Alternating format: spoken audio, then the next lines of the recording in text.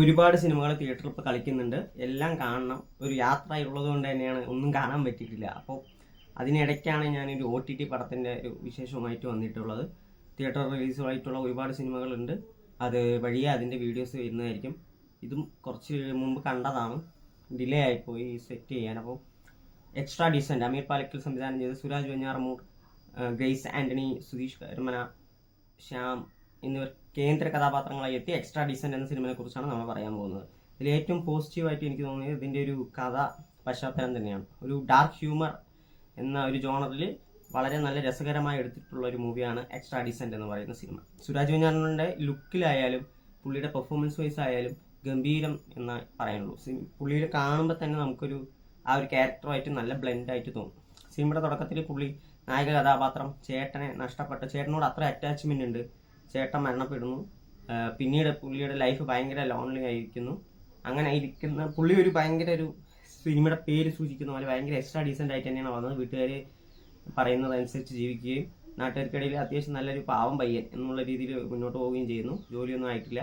വീട്ടുകാരുടെ കുത്തുവാക്കുകൾ, പ്രത്യേകിച്ച് അച്ഛൻ പുള്ളിയെ ഒരു നിർഗുണനായിട്ട് തന്നെ കണ്ട് ചീത്ത പറഞ്ഞുകൊണ്ടേയിരിക്കും. ഇതെല്ലാം കേട്ടുകൊണ്ടിരിക്കുന്നുണ്ട്. പുള്ളിയുടെ മനസ്സിൽ അപ്പോഴും ഏട്ടൻ്റെ ചിന്തകൾ ഇങ്ങനെ വന്നുകൊണ്ടിരിക്കുന്നത്. ഒരു പോയിന്റിൽ പുള്ളിക്ക് ഉണ്ടാകുന്ന ഒരു ചിന്തയാണ് ഈ സിനിമയെ ടേൺ ആക്കുന്നത്.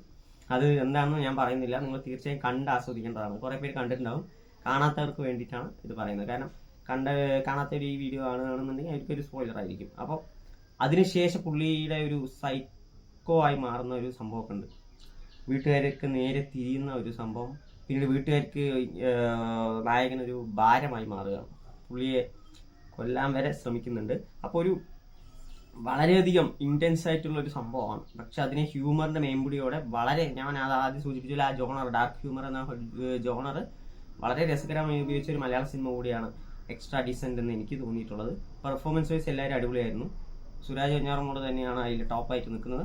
എസ്പെഷ്യലി കുറേ സീനുകളുണ്ട്. അതായത് നമുക്ക് തന്നെ തോന്നും, ഈ പുള്ളിനെ കാണുമ്പോൾ തന്നെ നമുക്കൊരു ഭയം, അല്ലെങ്കിൽ ഒരു എന്തു അവൻ കാണിക്കുന്നത് എന്നൊക്കെ തോന്നും നമുക്ക്.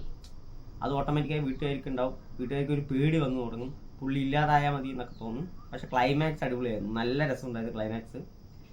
എനിക്ക് വളരെയധികം ഇഷ്ടപ്പെട്ടു സിനിമ. കാരണം ഒരു യുണീക്കായിട്ടുള്ളൊരു സിനിമ കണ്ട ഒരു ഫീൽ എനിക്ക് കിട്ടി. അപ്പോൾ വ്യത്യസ്തമായ സിനിമകൾ ഇഷ്ടപ്പെടുന്നവർക്ക് തീർച്ചയായും ഇതൊരു നല്ലൊരു അനുഭവം തന്നെയായിരിക്കും എക്സ്ട്രാ ഡീസൻ്റ് എന്നുള്ള സിനിമ. നമുക്ക് തന്നെ ആലോചിച്ചു പോകും, ഇതിപ്പോൾ അതിൻ്റെ കൂടെ നിൽക്കും. വീട്ടുകാരുടെ ഭാഗത്ത് മിസ്റ്റേക്കാണോ അതോ പുള്ളിയുടെ ഭാഗത്ത്, പുള്ളി വളർന്നു വന്ന സാഹചര്യവും ഇതെല്ലാം കൂടി ആയപ്പോൾ പുള്ളി ഒരു പെട്ടെന്നൊരു ട്രോമയിൽ നിന്ന് മാറി ഒരു സൈക്കോയി മാറുകയാണ്. പുള്ളിയുടെ ആ തോട്ടൊക്കെ ഭയങ്കര രസമായിരുന്നു. നിങ്ങൾ കണ്ടു തന്നെ ഇതാക്കുക. അപ്പോൾ എക്സ്ട്രാ ഡീസൻ്റ് പോയി കാണുക. നിങ്ങളുടെ അഭിപ്രായങ്ങൾ കമൻറ്റ് ബോക്സിൽ അറിയിക്കുക. ബൈ.